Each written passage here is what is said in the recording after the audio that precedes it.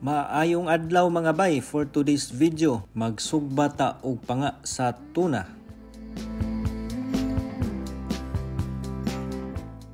Mao day ni sila mga bay ang ato ang mga sagol para sa ato ang marinade. Garlic o kining gitawag sa Bisaya nga ahos, sibuyas, lemongrass. Butangan ako lemongrass mga bay kay ganahan kay ko sa sinugba nga tuna nga naay lemongrass. Unya kalamansi. Ato pong butangan mga bay og sugar. Tapos toyo. Mubutang-butang mga bay og gamay nga oyster sauce. Durog nga paminta. Ug syempre ang atong pinaka main ingredients mga bay ang ato ang tuna panga. Okay, ato na ning isagol tanan natong ingredients mga bay. Unya para ma-marinate na nato ang ato ang tuna panga. Ato lang ni siyang i-marinate mga bay for at least 1 hour. Pero mas nindot unta kung overnight. Pero since kapusta sa oras mga bay, 1 hour lang. Kaya ato man ni siyang lutuon dayon.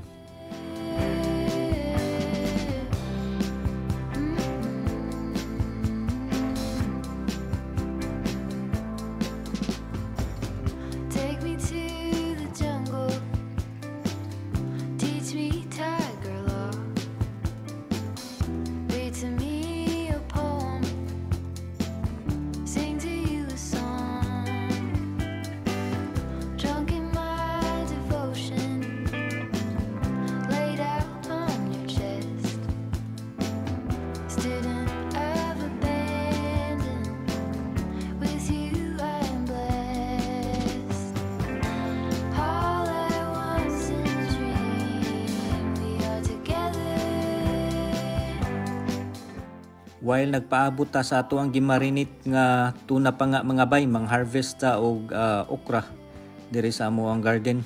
Kay nindot kayo ang steam okra ipari sa sinugbang nga panga. Ato lang ni siyang i-steam mga bay.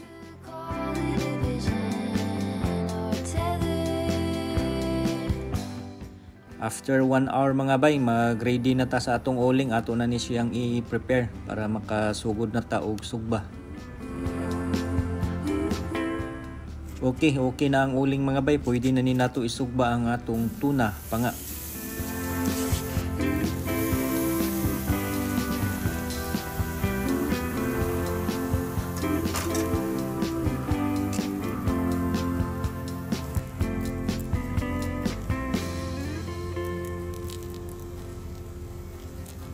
All at once in a dream, we are together.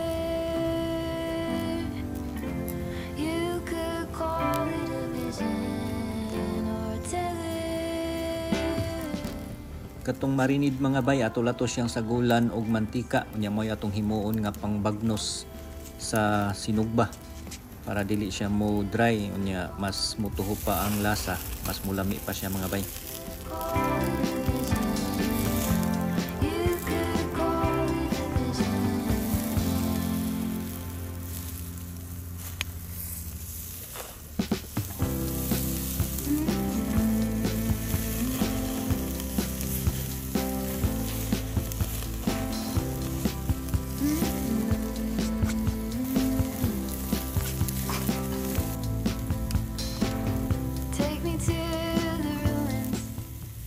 Okay, pwede na nato balihon ang atong sinugba mga bay.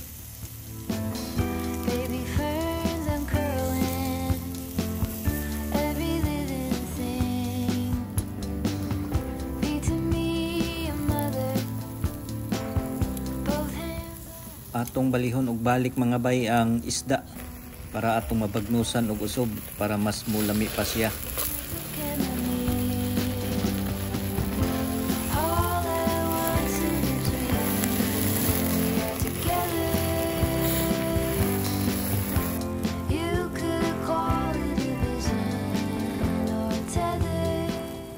Okay, luto na ang atong sinugbang at tuna panga mga bay. Ato na ni siyang haonon kay mangaon na ta.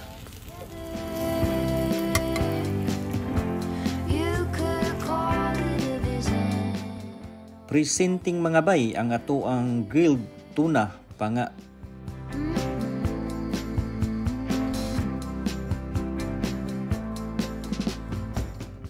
Hantod sa sunod video pohon kinigihapon ang inyong bisdak nga abay bay ni Boy Anyana.